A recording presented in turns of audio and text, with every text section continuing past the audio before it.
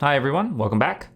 The first speech genre that we're going to explore in this course is the self-introduction. Your introductory speech needs to clock in at around 60 to 120 seconds in length, and critically, it needs to be clear and concise. Think of it like a highly designed product, like a consumer technology, maybe an iPhone or an iPad or some sort of gaming console. It needs to be sleek and functional. There really isn't a lot of room for mistakes or extraneous or irrelevant information. Self-introductions are as difficult as they are common. You'll be required to introduce yourself in a variety of professional and interpersonal contexts, whether you're meeting someone for a first date, networking at a conference, leading a meeting, or interviewing for a position. You're going to find yourself being asked to answer the question, "Tell us a bit about yourself." At first blush, this is going to seem like a very easy question to answer. After all, you've been you for your entire life. You know more about yourself than anyone else, I'd wager. But it's incredibly difficult to distill a life or a career into a 60-second package. First off, you might offer a greeting. Hello, hi, it's nice to meet everyone. It's great to join you all today, something like that. Then say your name plus relevant information. This could be your occupation, job title, your company, your education. Next, get a bit more specific. Say something about your specialty, focus, what value you bring to a potential employer or company, or maybe provide pertinent background information on yourself. So a case in point, if I were introducing myself to you in person, I would say, "Hi, it's nice to meet all of you. I look forward to working with you this summer. My name is Dr. Matthew Hale. I'm an assistant professor in the Department of Communication at Austin Peay State University, where I teach courses focusing on social media, popular culture, and the politics of technology." The more experience that you gain over the years, the easier this is going to become. So join clubs, work, select a major, apply for grants, all of that jazz. A, because you should, and B, because it genuinely does make this whole introduction business easier. So thus far, you've answered two questions. Who am I and where am I from? What's my background? That second part of the speech is a space for you to build your credibility as a speaker. Finally, number 3. This is your chance to tell your audience where you're going with this. What is it that you want to do? So after, for example, I said my name and told you that I'm an assistant professor, and said something about my research and told you that I earned a double PhD from Indiana University, boom, I would say, over the course of this semester, we're going to work together to improve your public speaking skills or something like that, right? 2 additional things that you might add into the mix. You might open up with a kind of attention-getting story. It needs to be relevant, though. So if you're going to introduce yourself as a guitar gear reviewer, for example, you might open up with a story about your journey to become a well-respected guitar, gear, and music technology reviewer, how all of that started because your very first guitar that you bought with your own money was terrible, and you could have avoided that had you had the chance to watch online reviewers back when you were getting started. And finally, and this is the easy bit, you might offer a quick thank you to your audience for their time and attention, and then transition into something else.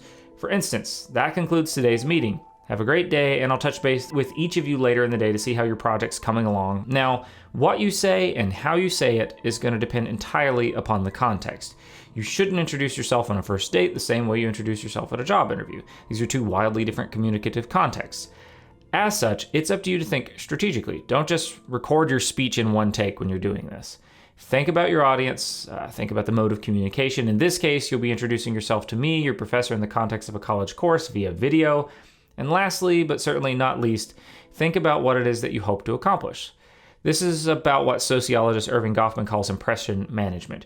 You're trying to project a certain kind of self-image, a highly tailored version of yourself, into the world in order to influence others' perceptions of you as a subject.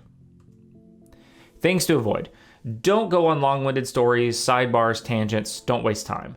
You shouldn't do that in any speech, but in the self-introductory speech, it's just there's very little time for wiggle room. So have a clearly articulated plan. Don't write out your speech and then read it. Just have some highlights. If I were you, I'd create a set of bullet points, organize them, practice them a few times, and the more you do it, the better you'll be. So again, think strategically and practice. Now, seeing as how this is the first speech that you're going to submit for the semester, I have prepared a brief walkthrough video. I've embedded this video into the current slideshow, but I've also uploaded it onto D2L as a separate video called How to Submit Your Speech. Here is a step-by-step guide on how to submit your speech onto YouTube, how to make it unlisted, how to grab a link from that video, and then how to submit that link onto D2L. So first, you need to set up an account on youtube.com. You can figure that out on your own. If you have any questions, just shoot me an email. Once you're logged in, you will go up into the right-hand corner up here and click on the Create button, which looks like a camera. Then click upload video. It'll take a second to load. Okay, they're going to be brought to a page that says select files, and you're going to click that blue button. Then you're going to look through your various files, and here I already have this video that I've uploaded for your class, video lecture 1. Double click the video in question. It's going to take a little bit of time to process. And then in the title section for the video, what I want you to do is delete that. What I'd like you to do is put the type of speech. So for the first speech, it is going to be self-introduction. Put a comma and then your first and last name. It's hard to type while doing this.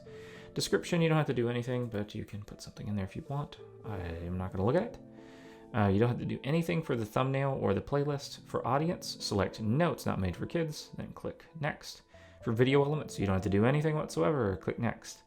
For visibility, this is important, click unlisted. What this is going to do is make your video invisible for anyone who doesn't have access to that link. So in other words, only you and I or anyone you send that link to will be able to see it. And then next, you're going to click right here to this video link. It's going to take you to your video. Now, if you've just uploaded it, it's not going to be done processing and you're going to get a screen that looks like this. That's okay. What I want you to do is click the share button just beneath your video. And then you're going to have the URL here. You can click copy. That's going to copy it, as you can see here, to your clipboard. Then you're going to head over to D2L, right? Click content. Here's our course. Click content. You're going to drop down over here to the Dropbox menu.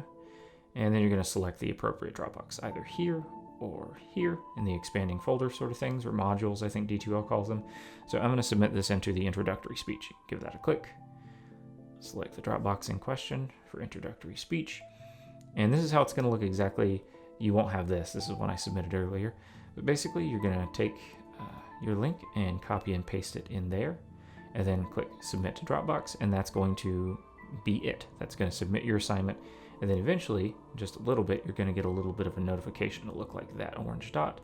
It'll be an orange dot there. And all it's going to say is, hey, I have received your video, your submission receipt. Here it is. Good job.